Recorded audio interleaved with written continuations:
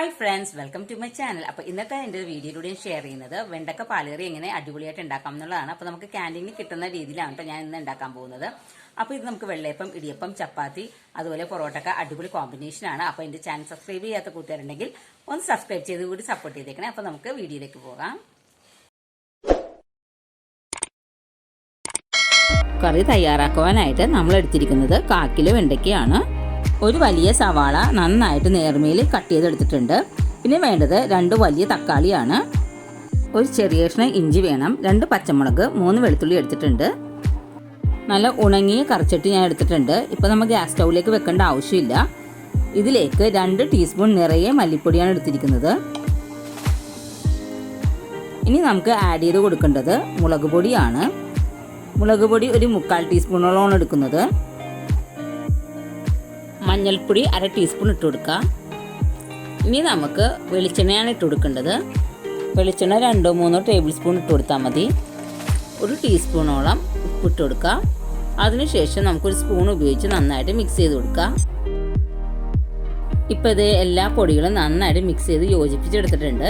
ഇനി ഇതിലേക്ക് കട്ട് ചെയ്ത് വെച്ച പച്ചമുളക്, വെളുത്തുള്ളി, ഇഞ്ചി, സവാള, അതേപോലെ തന്നെ കറിവേപ്പില നമുക്ക് ഇട്ട് കൊടുക്കാം.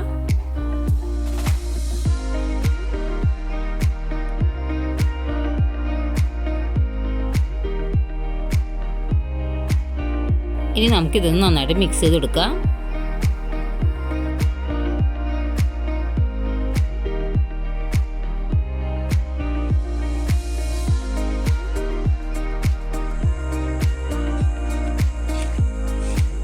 ഇപ്പോൾ ഇവിടെ നമ്മൾ നന്നായിട്ട് മിക്സ് ചെയ്ത് എടുത്തിട്ടുണ്ട്. ഇനി നമുക്ക് ഇതിലേക്ക് ആഡ് ചെയ്ത് കൊടുക്കേണ്ടത് കട്ട് ചെയ്ത് വെച്ച വെണ്ടയ്ക്കയും അതേപോലെ തന്നെ തക്കാളിയുമാണ്. വെണ്ടയ്ക്കയിലും തക്കാളിയിലും നന്നായിട്ട് മസാല പിടിക്കുന്ന വരെ നന്നായിട്ട് മിക്സ് ചെയ്ത് കൊടുക്കാം. ഇനി നമുക്കിത് 10 മിനിറ്റോളം റെസ്റ്റ് ചെയ്യാൻ വേണ്ടി വെക്കാം.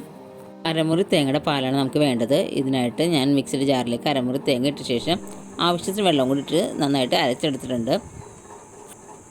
ഇനി നമുക്കിത് അരിച്ചെടുക്കണം.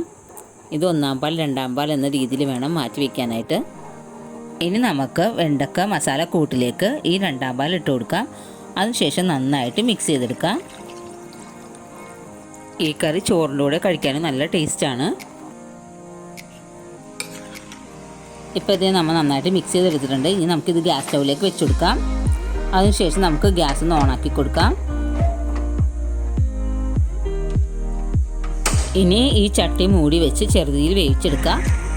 ഇപ്പോൾ ഇതേ കറികളെല്ലാം നന്നായിട്ട് വെന്ത് കുറുകി ചാറ് പറ്റി വന്നിട്ടുണ്ട്. ഈ സമയത്ത് നമുക്ക് തലപ്പാൽ ഇട്ട് കൊടുക്കാം. അതായത് നമ്മുടെ 1-ാം പാലാണ് ഇട്ട് കൊടുക്കുന്നത്. അതിനുശേഷം നമുക്ക് നന്നായിട്ട് മിക്സ് ചെയ്തെടുക്കാം. മിക്സ് ചെയ്തുകൊണ്ടേ ഇരിക്കണം. ഒരു കാരണവശാലും തിളക്കാൻ പാടില്ല. തീ കുറച്ച് വെച്ചുകൊണ്ട് തന്നെ നന്നായിട്ട് മിക്സ് ചെയ്തെടുക്കണം. ഇപ്പം നമ്മുടെ കറി നന്നായിട്ട് ചൂടായി വരുന്നുണ്ട്. ഇനി നമുക്കൊരു താളിപ്പ് വേണം. അതിനായിട്ട് ഒരു ചട്ടി വെച്ചായിരുന്നു. ആ ചട്ടി നന്നായിട്ട് ചൂടായി വന്നപ്പോഴേക്കും വെളിച്ചെണ്ണയാണ് ഇട്ട് കൊടുത്തിരിക്കുന്നത്. ഇതിലേക്ക് 3-4 ഉള്ളി കട്ട് ചെയ്തത് ഇട്ട് കൊടുത്തിട്ടുണ്ട്. കറിവേപ്പിലയും ഇട്ട് കൊടുത്തിട്ടുണ്ട്. ഇനി നമുക്കിത് നന്നായിട്ട് വാടി വന്നവരെ വെയിറ്റ് ചെയ്യാം. ഇപ്പോൾ ഇത് നന്നായിട്ട് വാടി വന്നിട്ടുണ്ട്. ഇനി നമുക്കിത് കറിയിലേക്ക് ഇട്ട് കൊടുക്കാം.